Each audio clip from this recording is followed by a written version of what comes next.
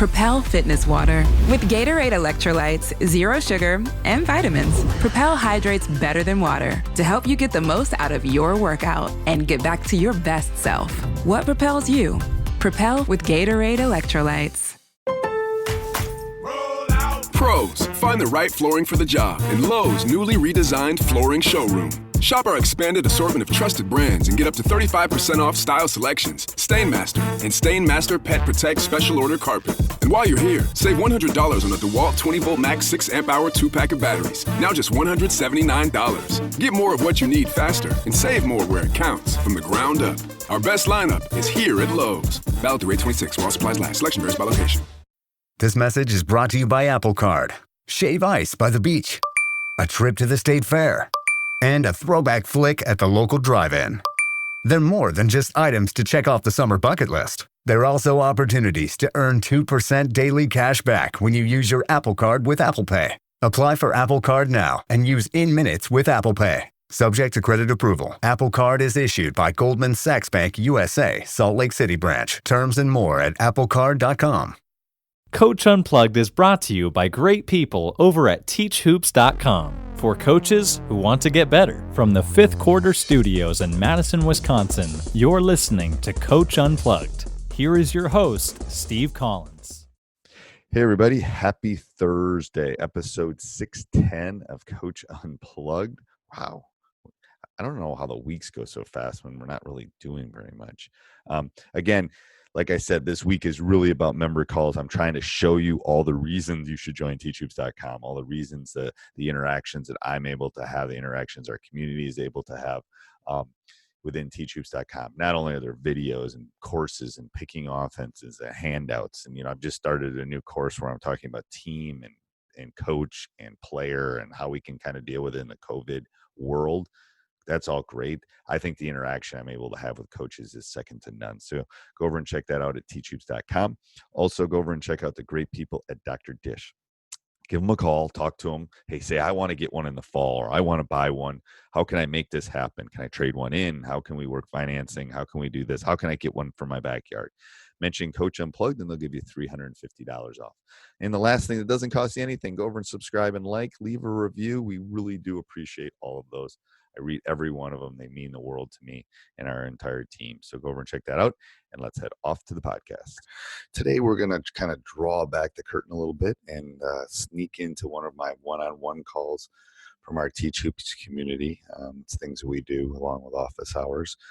A special thing for teachhoops.com members. So we'll be doing this off and on because I think it's a great learning thing.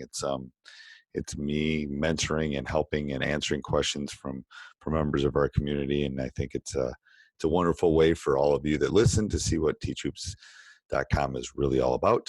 And along with us and learning other people's journeys, because once we kind of all learn the same journeys, we kind of learn together. And that's one of the huge reasons I started teachhoops.com. So, all right, Coach, I'm going to have you introduce yourself here. Just kind of tell us a little bit about yourself, your basketball journey, kind of how you got to where you are now, and then we'll dive into questions. All right. I'm Nick Tyerman. I'm the athletic director and head boys basketball coach at Onalaska High School, which is a 3A, which is about middle size in Texas. We're about an hour north of Houston. I've been started a coaching profession once I got out of college in 2008. I worked my way up. I coached the junior high level for 2 to 3 years. And then I worked my way up in that same program in the Fort Worth area to become the varsity assistant there for a couple of years. We made a couple of deep playoff runs there, and I was able to use that experience to give myself a head coaching job in Big Spring for 2 years. And then I came out here to take the athletic director job and head basketball job because, in the state of Texas, it's very rare that we're at a school where there's no football. Oh, that is crazy. It's just basketball and football. So just before we delve into your stuff, so I just got off a call with a coach that was trying to become a head coach. So what would your advice be to them? Do you think teaching and being an AD helped you get the job? Yeah, I think a lot of it, what helped me get it was the fact that of just the progression of working my way up from the junior high level up to the high school level. Because, the biggest question people want to know is, do you know how to build a program?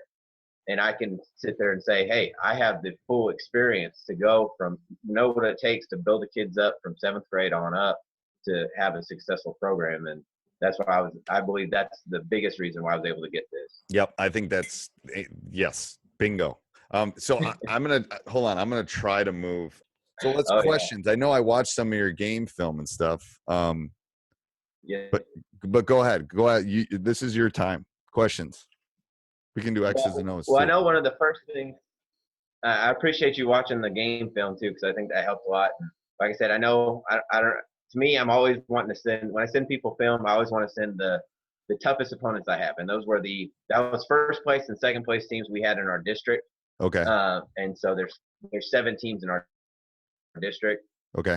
Are you back? Okay. I lost you. Yeah. You. Go back. Can you hear me all right? Yep. You said you sent. I lost you you sent me the 2 best teams, and that's where I lost you. Oh, I got you. Yeah, it's the 2 toughest teams. They finished first and second place in our district. Okay. We have 17 district, and so that's where we really want to. To me, that's my goal. Our goal should be to prepare for the best. I'm not trying to just squeak into the playoffs. I want to be competitive with the best in our district. Right. And I think that's a good thing. I think that's a good lesson. So that's why, our biggest thing and my biggest regret the first year here was I put a lot of heavy stuff in building some of our skill work and putting in, when you're starting from scratch, putting in offense and defense. And the biggest thing that we didn't work on enough was handling pressure and being pressed. And that was something that, I learned right away. Okay, now that was my mistake. That's on me. And so we were able to put some things in. I actually used one of your YouTube videos that I saw, right, where it was like your sideline press break. Yep. And did that work? I bet that worked. So what he was referring to is there's a you pass and then you kind of cut to the side. Yeah. Yeah, that worked. Okay. And were you able to get, yeah. And so it worked really good against the zone pressing teams. We kind of struggled still a little bit with the very aggressive man teams. Okay.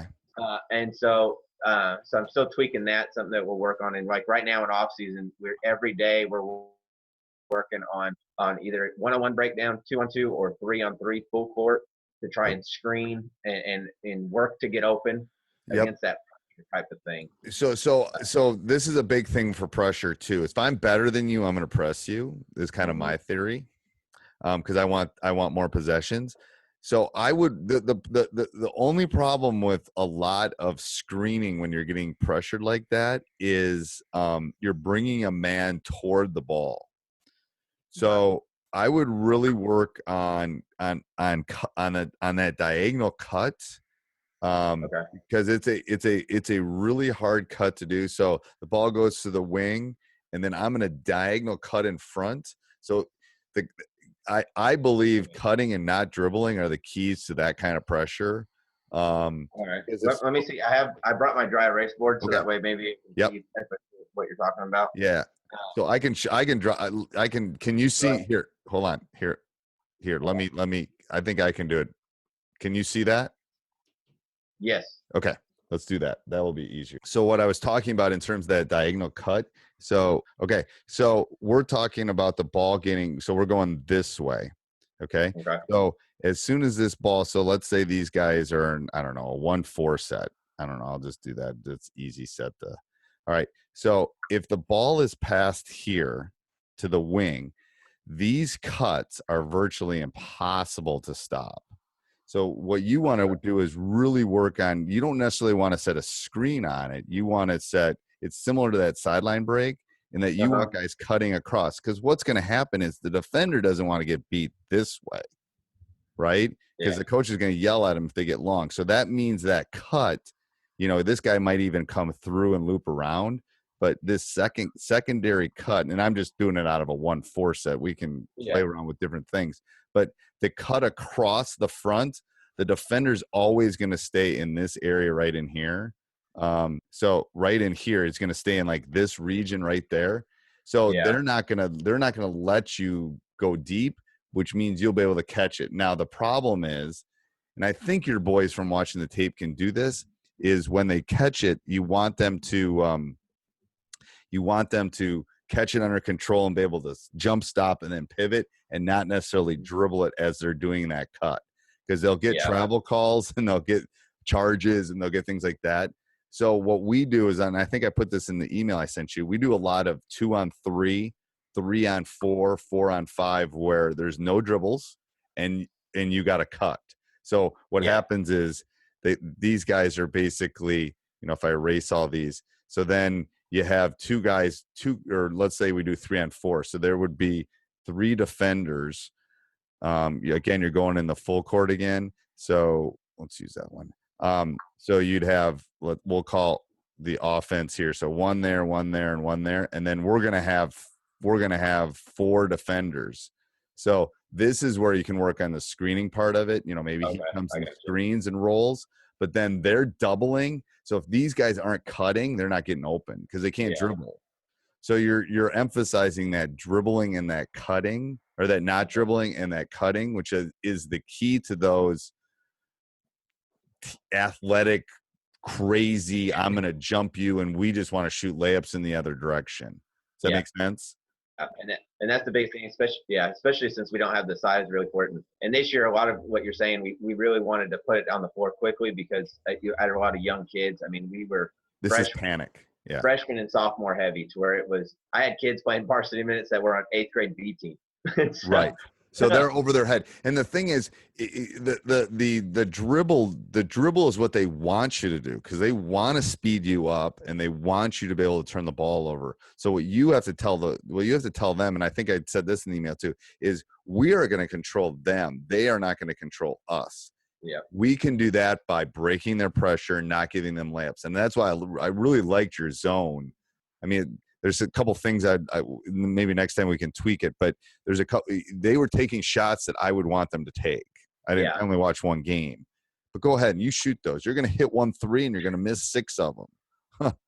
I mean, that was just my observation, but it's like, go ahead. You can shoot 83s. We're going to beat you if you shoot 83s. That was big for it, because we went to that middle of the season, and to where I was trying to early on, I tried to do pack line and stuff, but it was just being so small and everything. It was hard. They'd get us in predicaments to where it was hard to handle the size difference and the speed. And so that sliding 3-2 really helped us a lot with that. And so next year the plan is kind of use a combination of the sliding 3-2 and the point zone. That way it's still kind of that matchup look. And I'm hoping with the point zone addition, it's easier for us box out responsibility wise, because that was a big issue of finding someone to box out. Have you thought of just funneling sideline, not necessarily playing pack, but just pushing them to the baseline, because those guys, both the teams look like they wanted to put the ball on the floor. Yes, they did.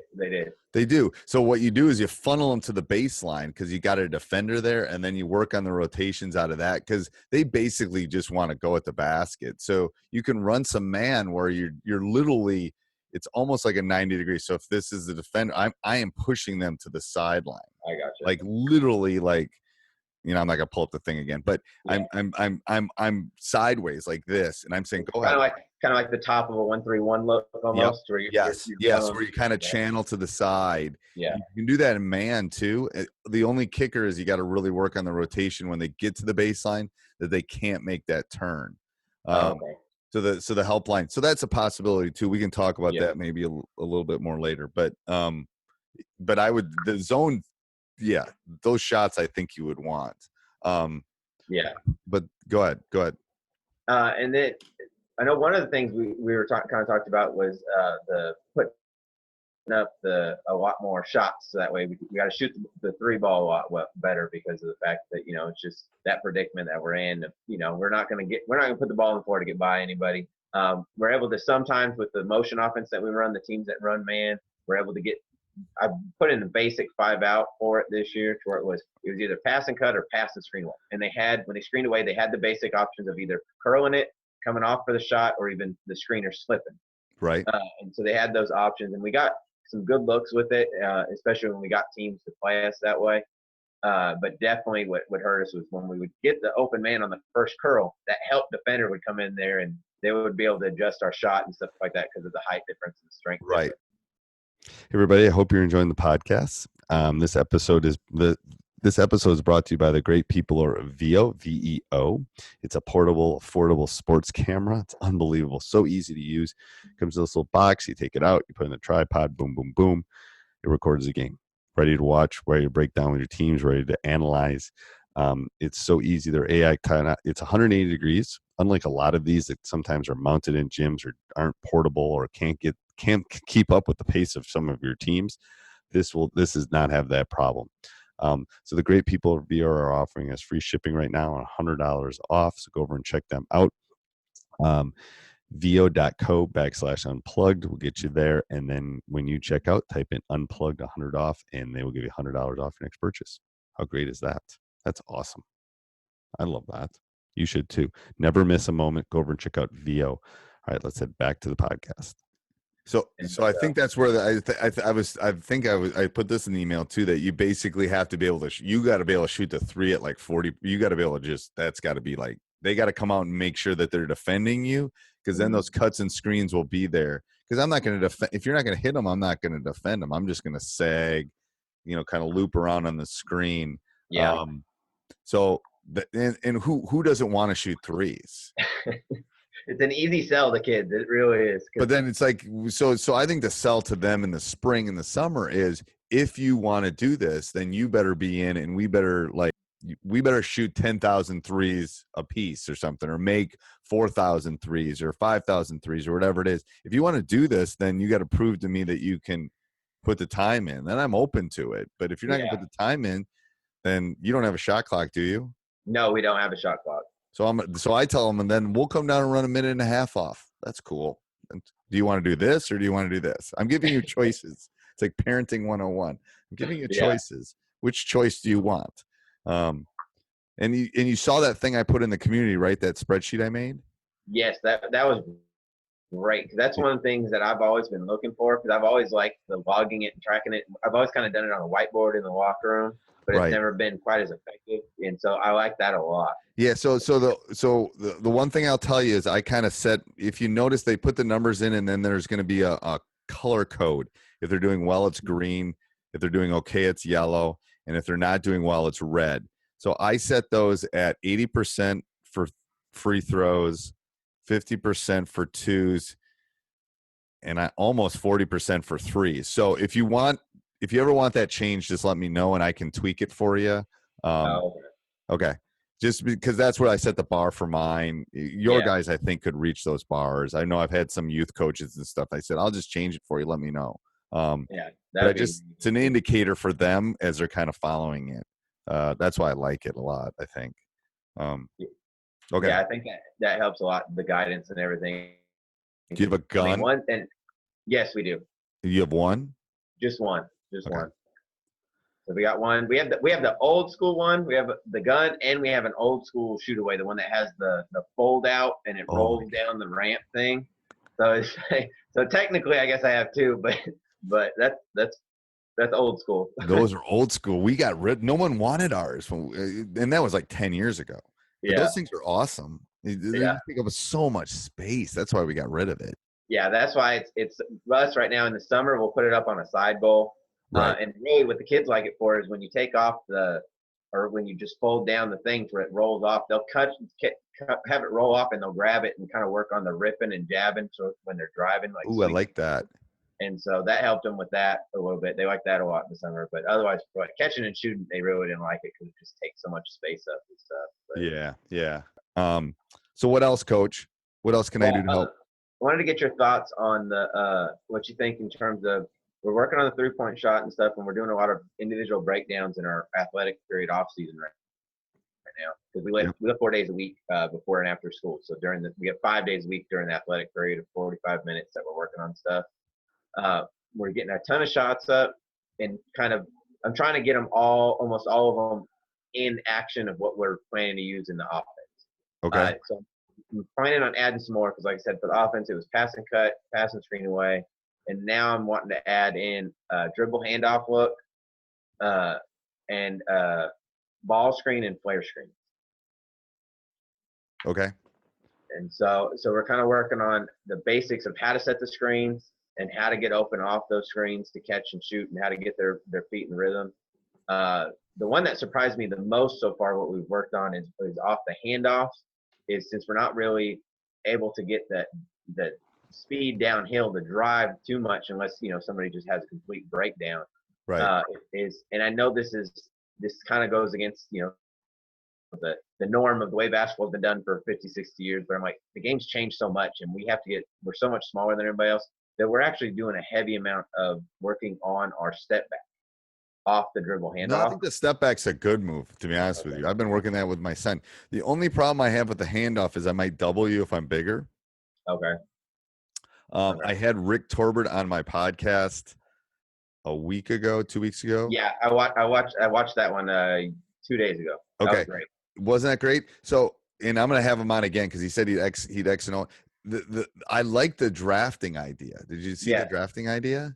Yeah, I love that because I agree with that because when that guy cuts through from like he was saying from the wing to the top and cuts through and now it's almost turned into dribble drive-esque, that spacing. It does. So I would think that might be something for your guys too, because if you're smaller, what kind of ball handlers are they? Three really good ball handlers. Okay. One will be a sophomore, one will be a junior, and one will be a freshman. So then I think that would be something to put in. I mean, Rick had a hard time with that. If you watch that, when I said pick one, it was hard for him to do it. Yeah, it was. He had that pause there for a while. He did. It was like, ooh, this is not a good call for him.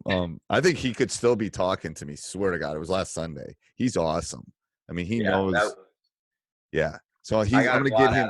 I'm going to get him back on. So he said he'd get in front of a board and do some stuff for us, and I think that would be really good. And again, we don't run 100% of the read and react. We run 80% of it. Because he's just in a different level than the rest of us, I think, as far as running that. But so go back to your question. So your question was what else to work on? Just with the step back and stuff, we're working on that step back and so I see what you're saying with the dribble handoff might be, but definitely and so we also work on it off of the ball screen too. Okay. And so because I'm trying to think of ways to get us that extra space to get the shot off. And so I'm not sure if that makes sense. Yeah, I do. And that's hard. The thing is, it's like, that's where I think you're going to have to be able to shoot 1.5 feet behind the three, to be honest with you. They're going to have to be able to extend that three. The thing with handoffs and the thing with ball screens is if you're smaller, you're bringing a defender toward the ball. That's why I asked if you had good ball handlers, because good ball handlers can get out of that. Yeah. But kids do not pass well on that. I mean, we double any ball screen we question because kids can't pass. We run into 2 kids a year that can pass out of that to the kid sliding in the basket. Maybe. Yeah. They're just not good at it. They don't do it. They're not very good at it. So I would work on spacing. I would work on a lot of playing 3-on-3 and 2-on-2 if you have those time swatches with them. That will teach them and tell them, hey, I gotta find that. I had a Bob Hurley, like 15 things you should do during an open gym and different ways you should play. I gotta find that and share that with the community. Anyway, side note, this is my adult ADHD coming out. So where was I? 2-on-2, 3-on-3. 2-on-2, yes. So 2-on-2, 3-on-3. So what you do is, okay, this is going to be our only dribble with your left hand 2-on-2 or 3-on-3. This is going to be our step back game where you either got to shoot a layup or you got to shoot a step back. So what you do is you micromanage it a little bit. All right, you got to score off a ball screen or something, or a bank shot. So what it does is it forces them to work on specific skills, and they're happy because they're getting to play. Yeah. And the game is really a 3-on-3, 2-on-2 game. To be honest with you. Yes. So they're having to play together, but then you're also working on, and then as you're watching, you can kind of say, ooh, that looks good. Ooh, John's really good at the step back. Let's get some quick hitter or special for him to do that. That's where I kind of notice where guys, because if you play 5-on-5 and I can never see what people's skill sets are. Yeah. Because I think our job is to accentuate the positives and hide the weaknesses until they can get better. Yeah, because that's like tying in with that. What you're saying there is also with what you're with the video you did with Rick was I like what he said about specific rules for certain kids. So like he said, these guys only did this layer. That's what you were good at. That's what you're great at. And so it's like I was thinking of something like that with our 5-out of kind of going of, okay, look, anytime you guys are in, you guys really need to do these two actions only. These are your two guys. Yep. Whereas everybody else can kind of bounce back and forth to the other different options. And then it goes back to, I don't know if you looked in the community too, like kids want roles. Like we'll do roles at the beginning of the season. We'll do roles mid-season. Have you seen the stuff where I've literally like, you are never to shoot a 3-pointer ever, but they might not like it, but they know where they fit in the world. Like this is your role. And I handed it out to all your friends, so they know what your role is. So are you going to not listen to me and not listen to all of them kind of thing? Yeah. And kind of with that is one thing where I'm looking at toying with next year, because we're mostly smaller than everybody else anyway and not as fast as I was even thinking about just getting the 5 guys in to start. Cause I know it's not going normal with starters of like, let me try and match up size wise and this, that, and just go, hey, look, the 5 best guys that can shoot the ball from 3 are the 5 ones on the floor. That way we got to get that point. I've been a head coach for over 20 years. I'm telling you right now, I probably have started my 5 best basketball players, 17 of them, not my 5 number, like Rick was saying, not my best 5-man. I'm putting players out there. I'll figure out how to move you around and move the chess pieces. But if you can shoot the ball, that saves a lot of problems. Trust me. Yeah.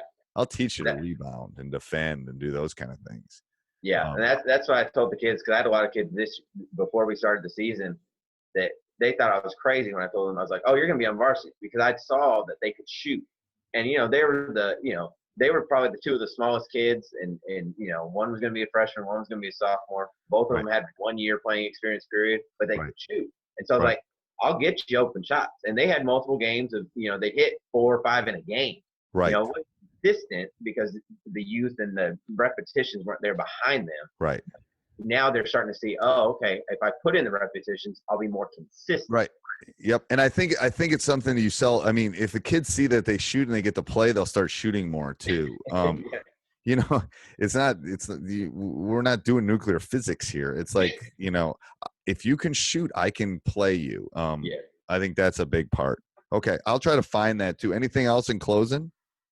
Trying to think. What I'd say, what do you got for your best like team, just a like really intense team wise 3-point shooting drill that you have that might be a little different compared to what you might have or there? Because a lot, I mean, we do a lot of the Princeton shooting that I saw Gino does, or the two lines. Do you do the sequence one, that the running up and down the court shooting threes? The 3 lines one. Yeah. So pass, and then catch. Yeah, we do that one. We do that. I make it 120 points in 5 minutes. Yeah, so that's a really good one. This is going to sound silly. We do like the NBA 3-point contest kind of thing. Okay. So I built these racks maybe 3-4 years ago. We'll put a rack on each side, and we'll have.